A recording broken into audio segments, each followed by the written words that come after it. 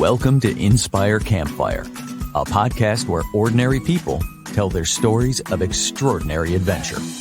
These are campfire stories meant to inspire the rest of us to light the fire within, get outside, follow our dreams, and return to tell our own stories. Ready? Let's strike the match.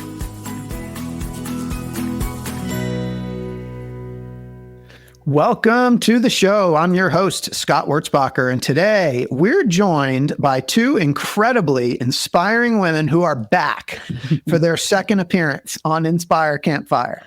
After 4 years of hosting this podcast, one thing I've learned is that true adventurers never stop adventuring, and not even aging can slow them down. Dr. Sandy Hazelip and Ellie Hamby, two friends who at age 80 traveled around the world in 80 days, inspired by the fictional Phileas Fogg, first shared their amazing story with us in episode 80. 2.5 years later, they're back to tell us what they've been up to, including the release of their brand new book coming out this September. Here we go. Lessons for Living Life Fearlessly. Sandy and Ellie are living proof that it's never too late to embrace adventure, and I am thrilled to have them back. Sandy, Ellie, welcome back to the campfire. Thank you so much. Yes, we're so thrilled you asked us to come back. Yes. Oh my gosh, this is so cool. And I'm just so honored. I got to read an advanced copy of the book. And for those that know me, I devoured it. And I am so full of questions. I cannot wait to talk to you about some of the stories that, you know, there's stuff in here I didn't get to hear the first time around. So I'm really excited. You know, this morning, and I was kind of thinking through our conversation, and I went back to reference the episode number. It didn't occur to me that Around the World at age 80 was episode 80 for Inspire Campfire. So how cool is that? That was very appropriate. Yes.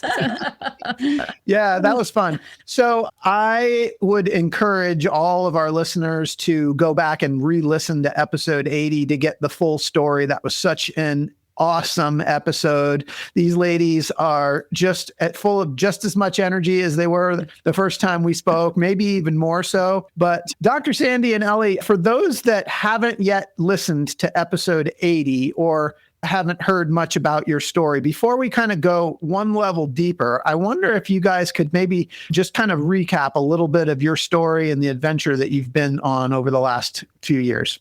Well, to begin with, we actually met in Zambia doing humanitarian service. Sandy's a doctor. I'm a director of the medical missions. I just got back from Zambia, where I was directing a medical mission just a few weeks ago. And that's really how we met. And it was basically, Sandy, because you had just tell me a brief story about how you wound up at that medical mission conference. Well, my husband and I had a visiting missionary at our church. And when we got home from church, my husband was so impressed with that. And he said to me, Sandy, we ought to start taking our grandchildren on mission trips in the summer. Well, I'm a busy doctor. I don't have time for that. But I didn't say that to my husband, of course. And I said, what kind of mission trips? And he said, I don't know, Sandy, but I'm sure there is something we could do that would be a benefit to missionaries, and it would be a great experience for our grandchildren. Mm-hmm. So he had planted that seed, and shortly after that, he became ill and he died. And I was on staff at the little hospital in Eastland where I live, and we had just started getting emergency room doctors to help us out. Prior to that, we physicians on staff were the emergency room doctors and the hospitalists and everything, but we just started getting emergency room physicians on weekends to help us. So it was my turn to be on call for that weekend, and I went through and introduced myself to the young doctor and said, thank you so much for being here, and it helps us so much and hope you'll come real often. And he said, well, thank you. I cannot come next weekend because I'm going to go to a medical missions workshop in Dallas. And I thought, why did he tell me that? So I found myself at that medical missions workshop in Dallas the following weekend. And we had a display there. My husband and I, who was alive at that time, had a display about our work. And she came through, not going to go on the medical mission, not going to Africa. But anyway, guess what? She wound up going to Africa as one of our doctors and she was going every other year. And For 20 years. Yeah. And then about 5 years after that, when my husband passed away in a tennis accident of all things, and I was really having a hard time with that. And one time, about a month after he passed away, I get this call from Sandy, and she says, Ellie, I've got a deal for you. Now, you don't generally call, say, I got a deal for you. Someone has lost their husband. But I mean, she'd already called me earlier and things. But so, of course, that perked me up. I wasn't really talking to too many people. She was just the local hospital here in Abilene. Sandy lives in Eastland, 60 miles away. The local hospital here in Abilene had asked her to start a geriatric clinic. And she said, I don't want to move from Eastland. I need a bed 2 nights a week. If you'll give me a bed 2 nights a week, I'll take you out to eat. Well, that was 20 years ago.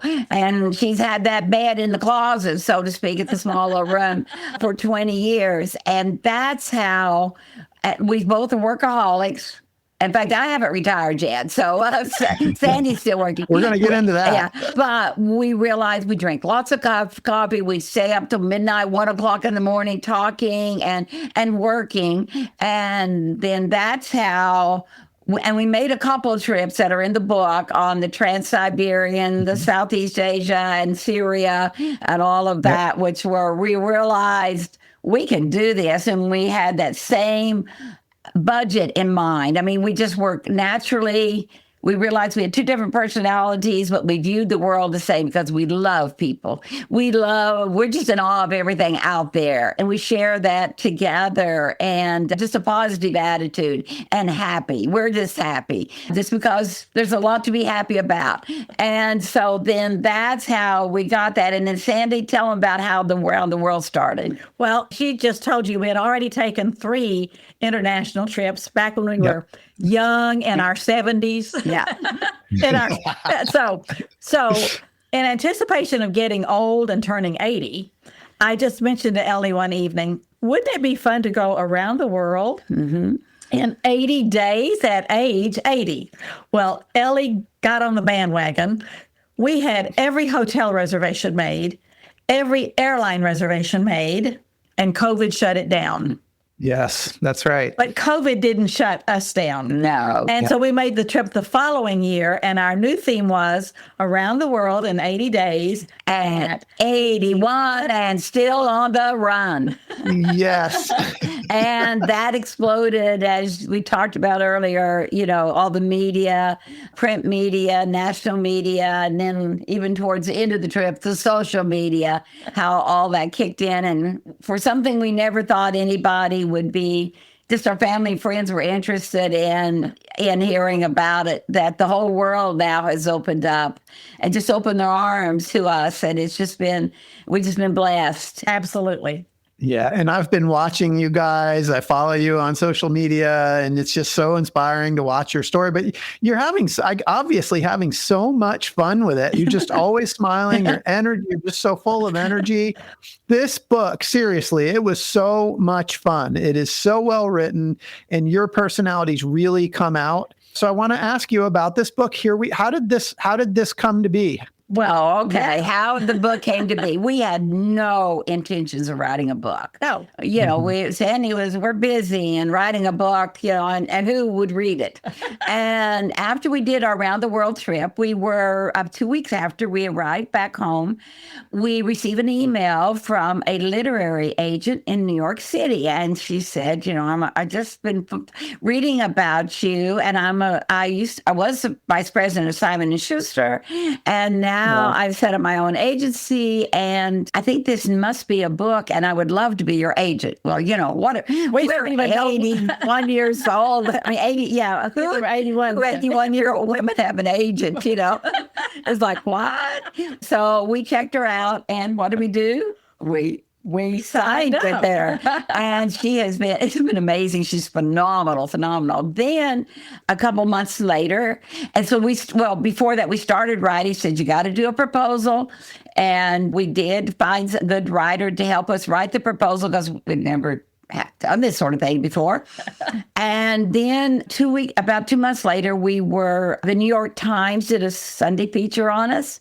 And that week we get an email from Penguin Random House, the executive editor, and said, we just read your article in the New York Times. This has to be a book and we would love to be your publisher. And their words were, the world needs this voice.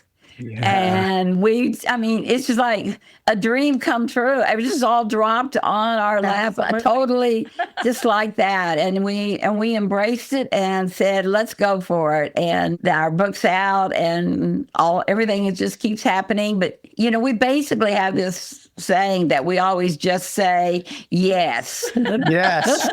I love that. That's one of the things I want to talk about, your motto, just say yes. And so, you embrace that. Writing a book is an adventure of its own. I'd love to kind of hear a little bit about what that adventure was like for you.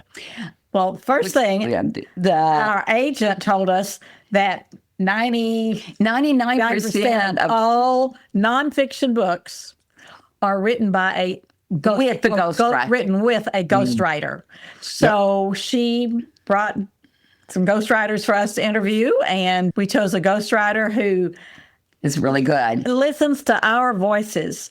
I'm telling you, when my children read that book, they're not going to even think a ghostwriter was involved at all because they hear me. At least I agree.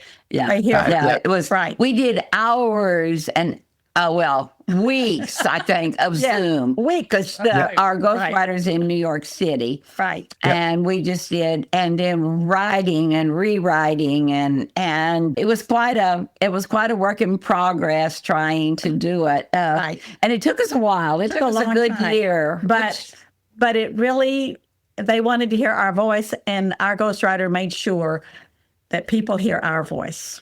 Yeah. Well, I attest. Your voice absolutely comes through. It was just so much fun to read. So it's called Here We Go, and the subtitle is Lessons for Living Fearlessly from Two Traveling Nanas. Yes. So for listeners, what are people going to get from this book?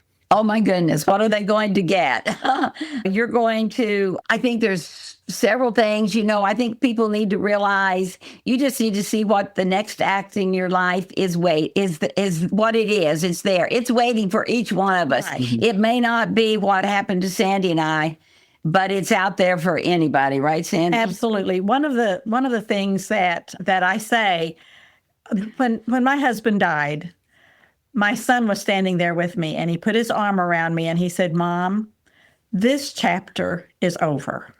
That was the most helpful thing that could be said because the book wasn't over. Mm-hmm. And that's how both Ellie and I feel that, and we want to encourage other people to realize devastating things happen in life. That's a chapter. Mm-hmm. But there are other chapters that we can add on as long as we are alive to that book. And, we talk about losing both our husbands was really devastating. We had great husbands. They didn't know each other. No, unfortunately, but they're similar, very much empowering, and particularly our age. Yes. Very much always encouraging us to do whatever we wanted to do. Right. And so that was really a big thing. But what happened out of those two devastating losses was a beautiful friendship. Absolutely. And we tell people you're never too old to have a best friend because we were almost 60. Yeah. When we met. And we were really in our 60s when we became really good friends. Right. And, and when the person's out there, you just need to find a friend and you need to be a friend. Right. Yeah. Oh, I love it so much. And one of the things we talked about when we spoke 2.5 years ago was just sort of the question, like, why do people find your story so inspiring? And it's honestly, it's your energy. It's the smiles, and it's just, what you guys have accomplished, but the fun that you do it with. So I just really appreciate that. I want to just, so I loved this. I know I've said this before, but I want to just go through, there's a few things that I picked up on the book that really resonated with me. And so I wondered if we could just sort of do a rapid fire, some of my questions about what I found in the book. And I hope listeners will get a copy of it and read it because it's so much fun. The first one is, you guys are these sweet, you call yourself traveling nanas, right? Yes. Sweet women, like so much energy. You couldn't do anything wrong. With the first story that I want to talk about is spending time in a Russian jailhouse. Sandy, sweet Sandy. Yes, I always expected Sandy. I'm the one that might be windowed Russian jail, not Sandy. You tell him, Sandy, what you did or what happened. Hey everyone, it's Scott here. This podcast is a passion project for me because I absolutely love adventure. And it's thanks to the effort of my residential real estate team here in Charlotte, North Carolina, that many of you know as the W Realty Group, that this podcast gets funded. This awesome group of people have unmatched levels of competence and caring for our clients. If you know of anyone looking to buy or sell a home, our team serves the Charlotte, North Carolina market, but we can also help you find an agent anywhere throughout the US or Canada through our highly connected network. When you support our real estate business, you are also supporting this podcast. Thanks for listening, and thanks for your referrals. I didn't do anything. No, right. You did. How did you end up in a Russian jail? All right. So this was my second trip to Russia with a grandchild, and he was 15 years old on this one. The first trip to Russia was before Putin, and Russia was wide open, welcoming everyone in. But when we went on our second trip 2 years later, rules had been changed, and you had to register in every single city you were in.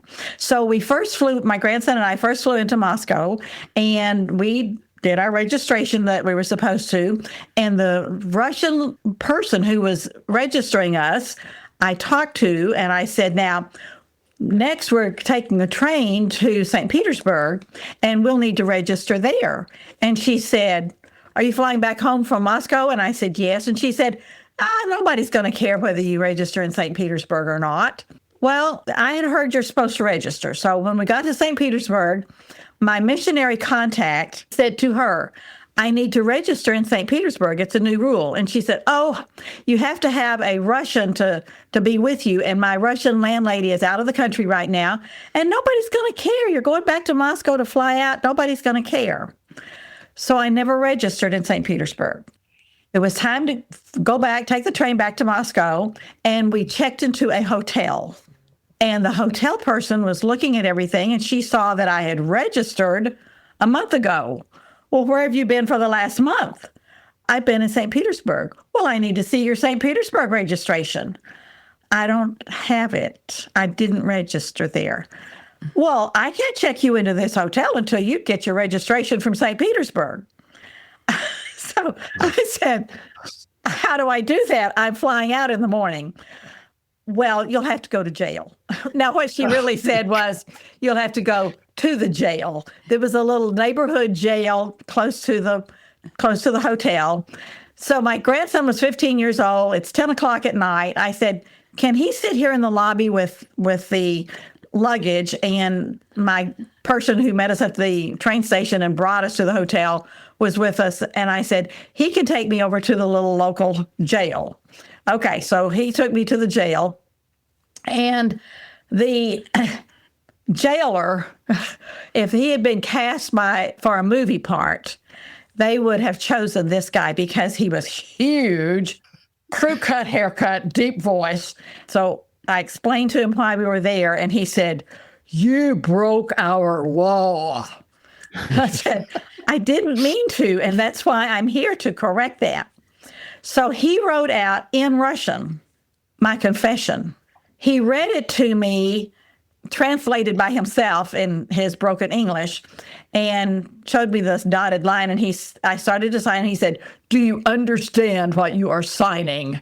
And I said, "Well, I understand what you tell me I'm signing." He said, "Do you understand what you are signing?" I said, "Yes, sir." Yeah. And I signed it.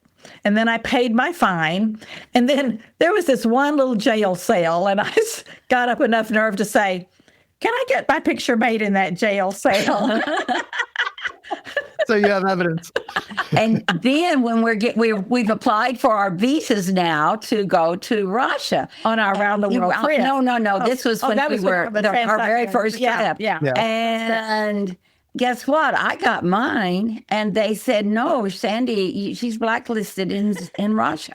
I said, "Sandy, you're the sweetest person in the world. You don't break rules. You got a criminal record in Russia, and they won't give you a visa." And then she had to go to the Russian consulate in Houston.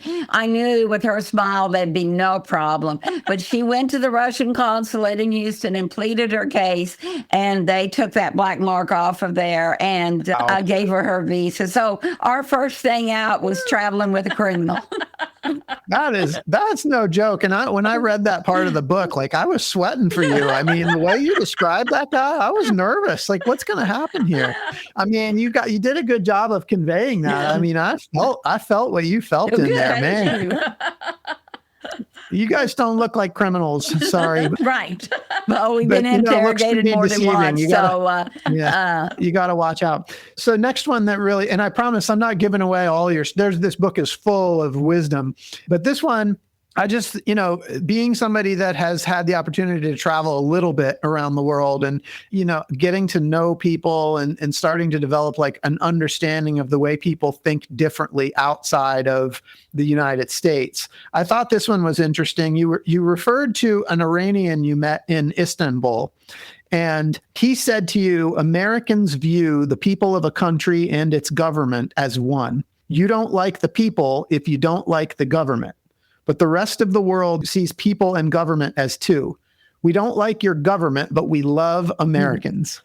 And I just wondered if you could touch on that. Yes. I thought that was such a cool little paragraph. That was Yasser. And Yasser we met on a bus going to Syria. We were trying to taking the train in Turkey as far as it would go to Adana. And then, of course, we're traveling basically with backpacks and another little carry-on, and that's all we have. And we're doing public buses or second-class trains, okay? So we realize we are not going to be able to get to Aleppo, and some mysterious reason we won't go into, but it talks about in the book about this phone call on the bus. "You want to go to Aleppo?" "Yes," hang up and all that. So when we get to this place and we get on this bus, there's a bus waiting for us with 2 seats on it. It's mostly Middle Eastern, and it's almost all men. And Sandy gets up and says, "Anyone speak English?" How else are you going to find out if this old lady doesn't stand up in the aisle and say, "Anybody speak English?" Well, 3 or 4, 5 or 6 or whatever raised their hand. And Yasser was one of them.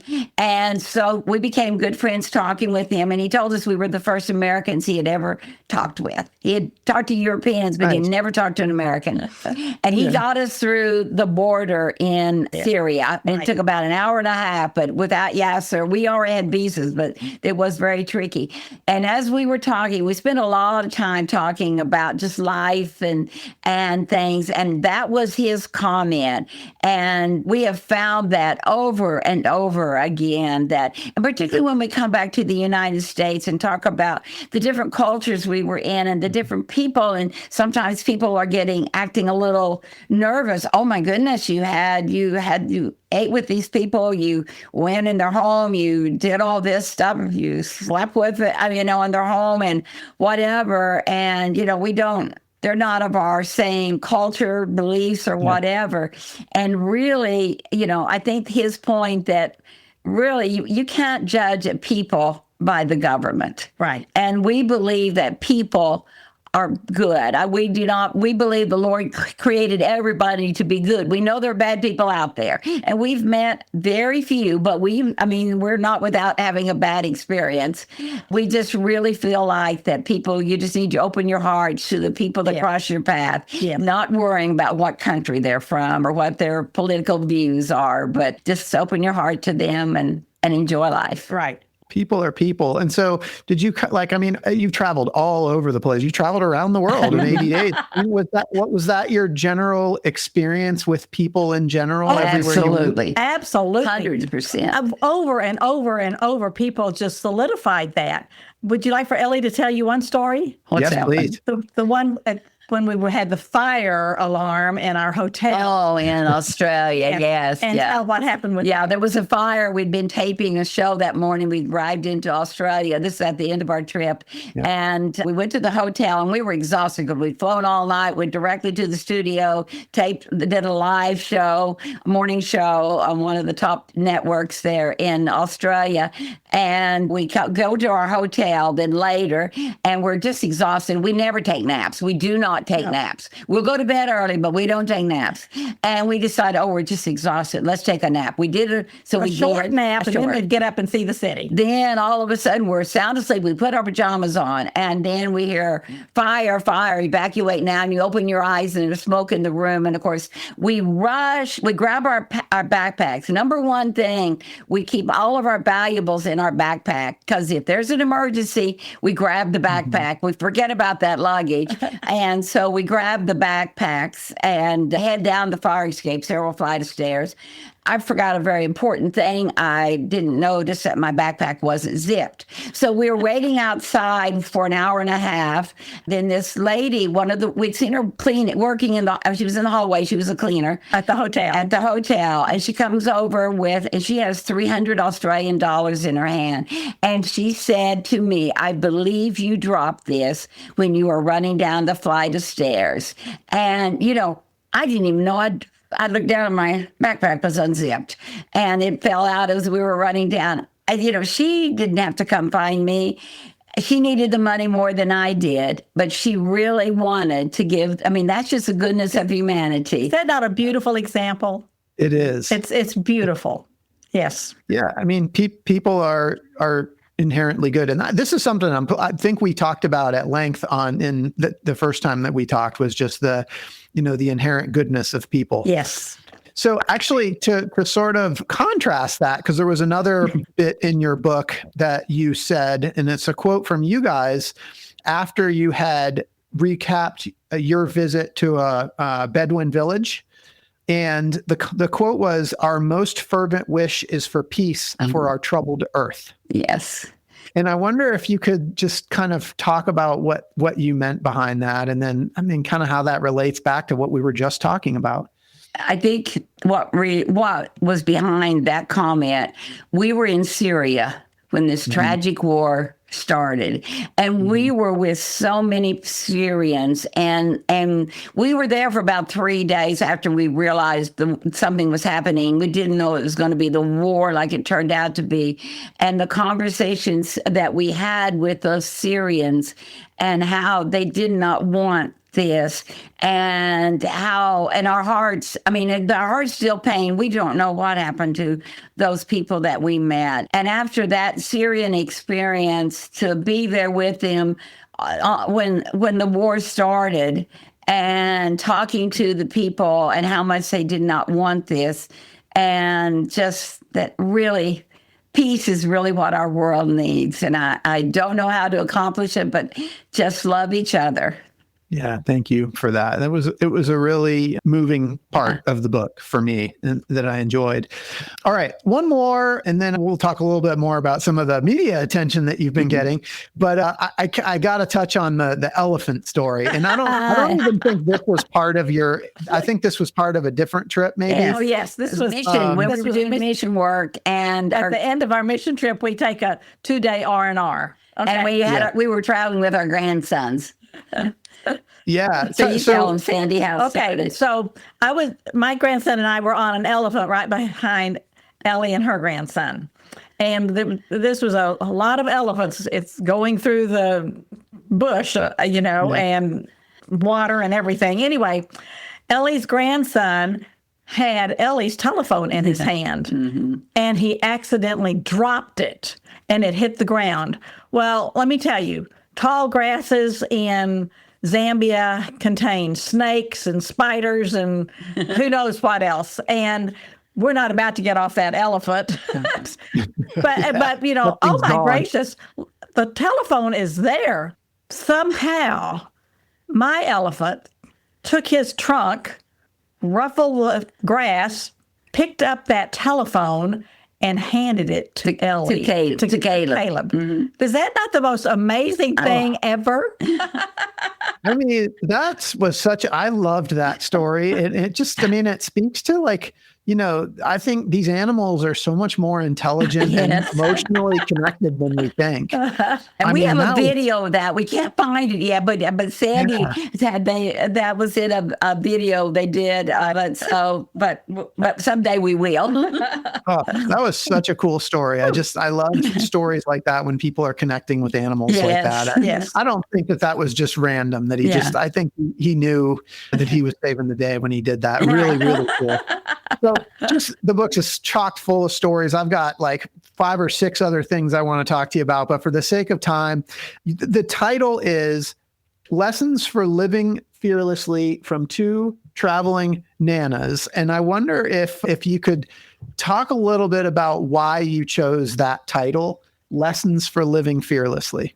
Because we realized after we made the trip and we started getting media attention that really, and we feel it's kind of uncomfortable, but really we have some wisdom that really the world could use.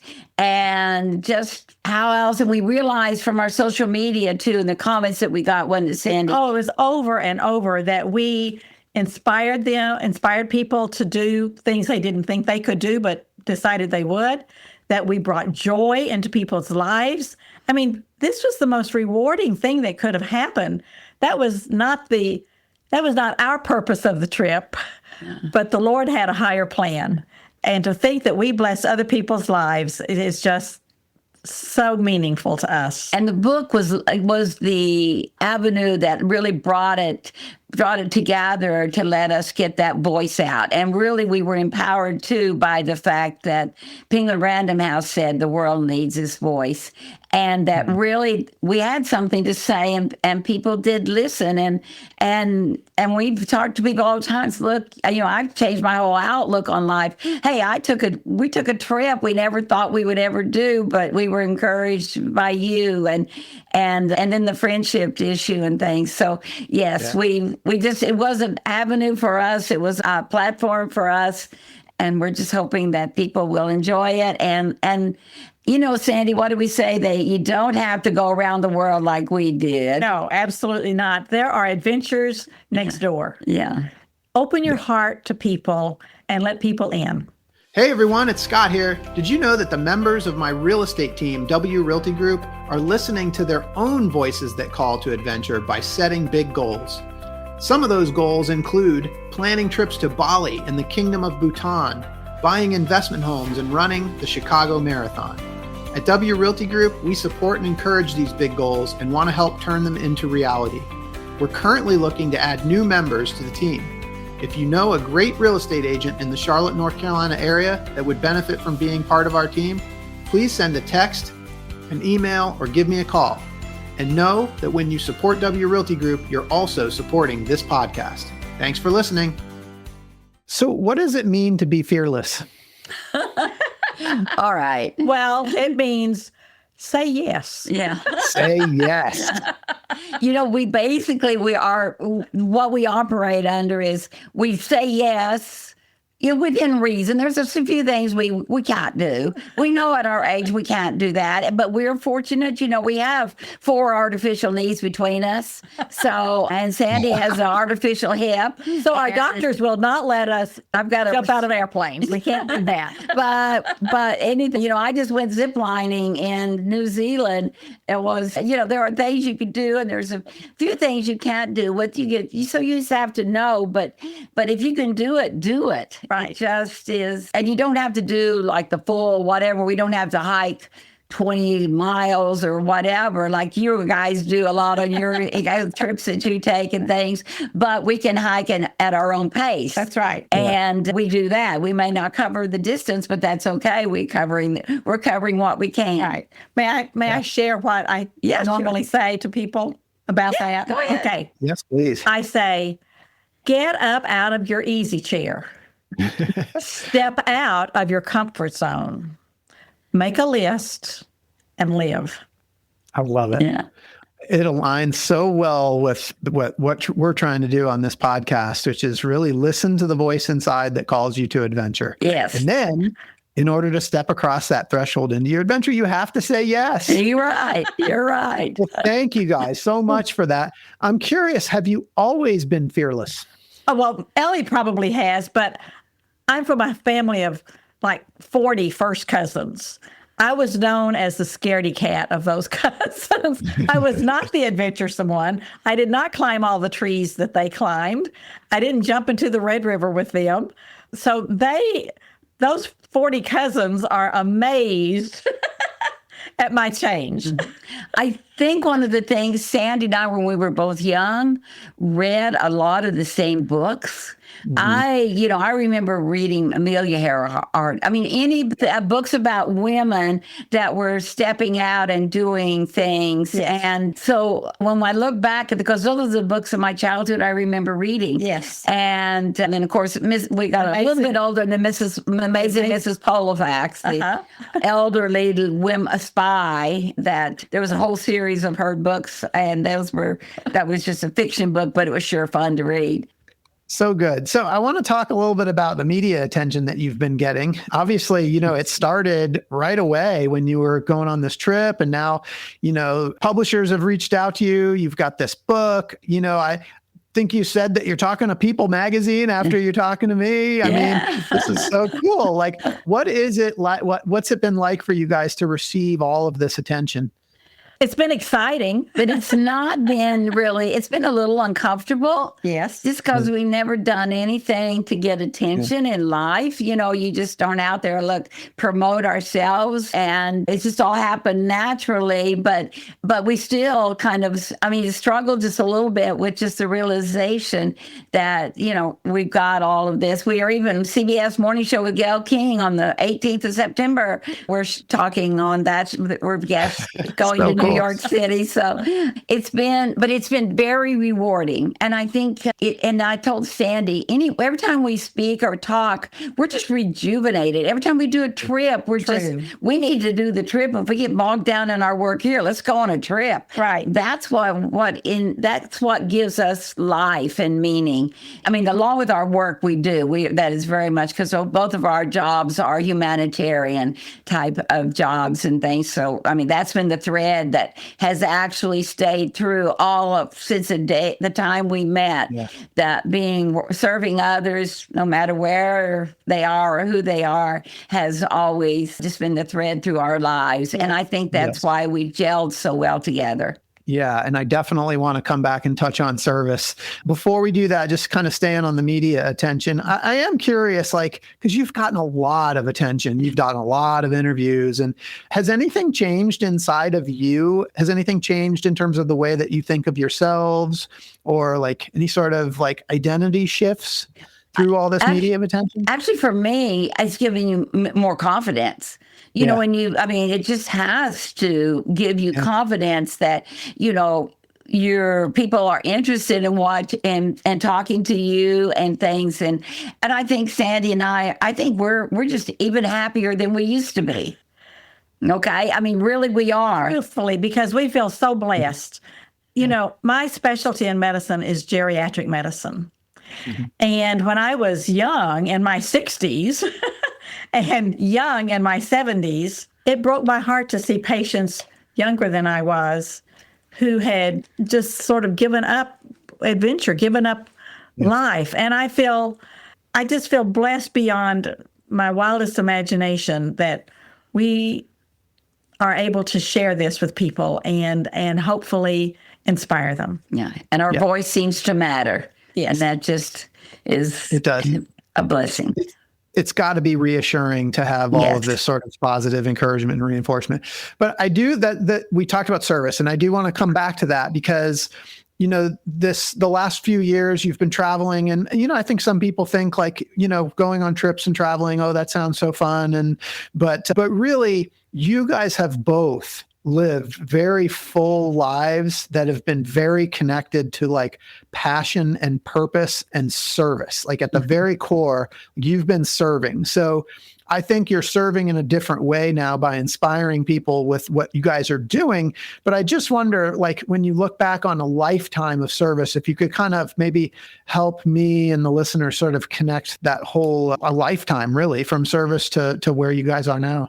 I think the service actually has made me a better person. I'm by far a better person when I've reached out to help others. And there's really one big thing. You're not out there to shower this person with all this money or gifts or whatever. You're there to walk side by side with people and grow together. And when you walk side by side, you understand their feelings. And it's just rewarding to see them change and that you were able to help them in the direction of their life. I mean, you may have provided medical care for them, but you also, there's a really an important thing is that actually my late husband always kind of said on our medical mission, and when it was always hard because people have so much less. I don't want to say people don't have nothing, because really they sometimes have everything that matters. But, you know, you really just to treat people with dignity and give them a day of dignity when you're serving others. Don't ever look down on someone, no matter their circumstance, and just keep loving the world. It just literally, it just makes you feel better. It's one of the best pills you can take is serving others. I guarantee you, your outlook on life will improve and you'll just feel better about yourself. Yeah, I love that. So, Sandy, coming back to you, I just saw an announcement on social media. I saw it for the first time yesterday that you have announced your retirement from medicine. Do you want to talk about that? Yes, I will talk a little about that, but then I want to go back and talk about my start in medicine. Yeah. So I'm 84 years old now. And when we left to go on our around the world trip, I passed all of my batons of my service to other physicians, except I still stayed on with Hospice of the Big Country as one of their physicians. And at that time, then I was their medical director. But then I passed that on so that I slowly was stepping back more and more. And so this has been so difficult for me to make this decision. In fact, at the retirement, when people were giving me their congratulations, I said, I don't feel like congratulations are in order. I feel like condolences are what I need. But if I may share how my life of service started. Our son developed diabetes when he was 13 months old. I was a young mother. I knew nothing about diabetes. And there was no Google back in those days, but there was the public library. So I read everything I could get my hands on about diabetes to take good care of my baby. And the more I learned about diabetes, the more I wanted to learn about medicine in general. And I had this burning desire to become a doctor. Problem was, I'd never been to college. So when I was 34 years old, I told my husband, when school starts this fall and the kids start back to school, I want to take a couple of college courses. And he looked at me and said, why? He was a CPA. He had graduated from college, and I said, well, Donald, you've been to college and all of our friends have been to college and I want to go to college. Well, he knew me and he grinned again and he said, and why, Sandy? And I thought, oh, he's going to think I'm a nut. And I said, Donald, I want to become a doctor. And he said, well, honey, why didn't you say so? So he was my number one supporter through college, through medical school. But let me tell you the rest of that story. I've been a physician for several years, and I started making also trips after I started to Zambia on the Zambia medical mission. I started going on the Ship of Life in between my trips to Zambia. The Ship of Life was a floating medical and dental clinic in the Long Delta of Cambodia. Mhm. And so I had made a couple of trips on that ship because of the Khmer Rouge regime years before, when all the educated people had lost their lives. To build back their medical system was quite difficult for them. And there were very few physicians and nurses, and they were trying desperately to build that back for their people. Well, the Ministry of Health of Cambodia called the director of the Ship of Life and said, "Do you know any American doctors who would give a seminar to our Cambodian doctors about diabetes?" Wow. The Ship of Life director knew my story, and he said, "Do I?" So we had a 3-day seminar for Cambodian physicians. Yeah. And at the beginning of it, I showed them a picture of my son when he was 13 months old. Then I showed them a picture of when he was 40 years old, still vibrant, still with 10 toes, not blind, not on dialysis. And I told those Cambodian physicians, the first 20 years of his life as a diabetic, there was no such thing as a glucometer, that machine that you can check your finger. Right. Right. There was no such thing in America or anywhere else of a glucometer.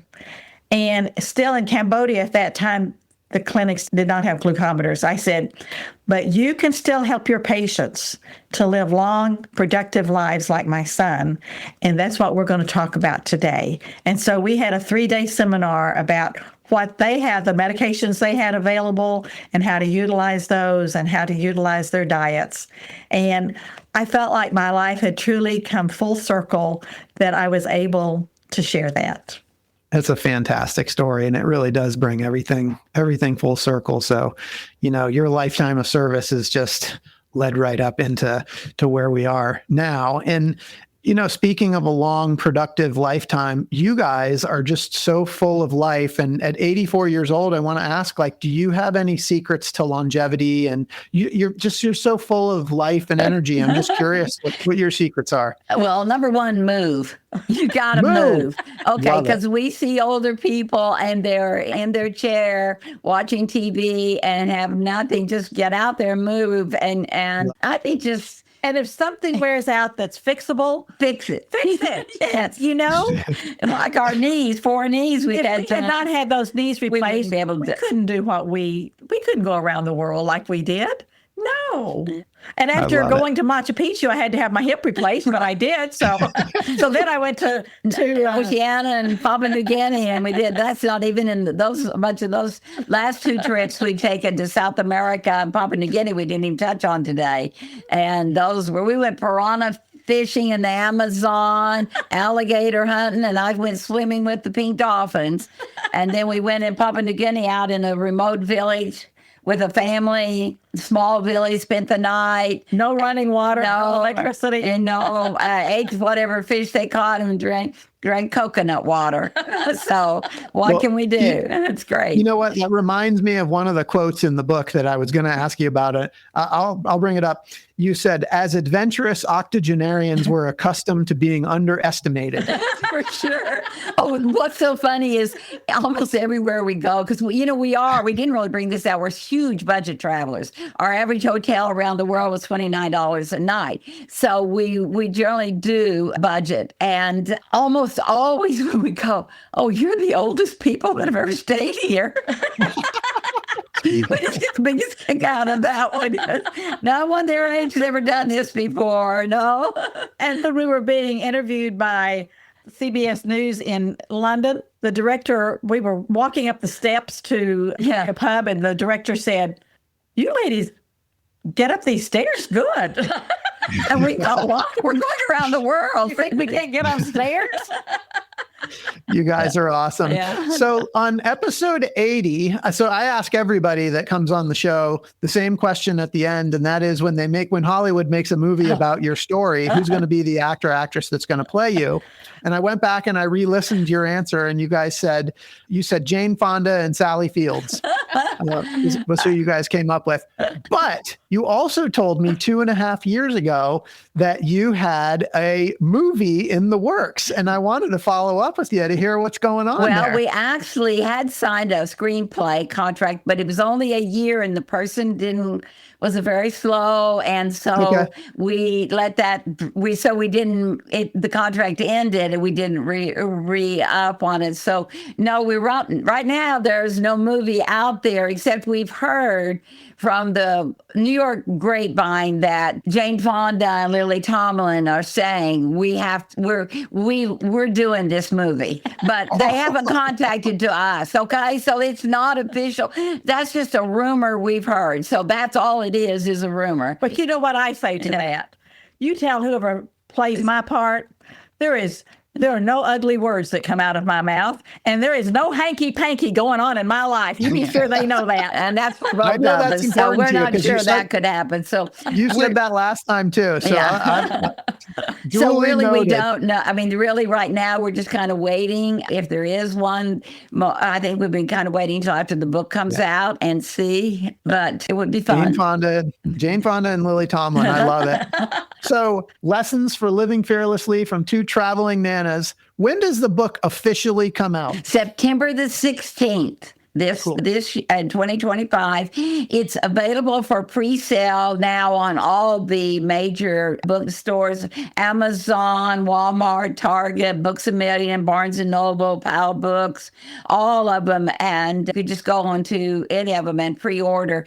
And if you pre-order this week, for only those that pre-order are going to get a digital photo album that they'll be given the link to. We'll send that out as soon as it's ready. We're just tweaking it a couple places, and it'll come out this week. And that will only be for pre-orders. It won't be for when you buy it afterwards, after the book is out. But yes, it'll be out, and we look forward to people reading it and hope that they enjoy it as much as we did living it and writing it. I loved it. It was so much fun. Sandy, Ellie, thank you guys so much for all the work that you're doing. Thank you. I know how busy you guys are with the book and everything that's going on. So I really appreciate the time that you spent with me. For those listening, I hope you've been inspired today as much as I have. I hope Sandy and Ellie's story has encouraged you to listen to the voice inside that calls you to adventure, because we want to hear your story next. If you have a story to tell or just need a nudge to create one, please send me an email. We'd also appreciate it if you'd help us spread the word by leaving a review and sharing or tagging Inspire Campfire in your social media.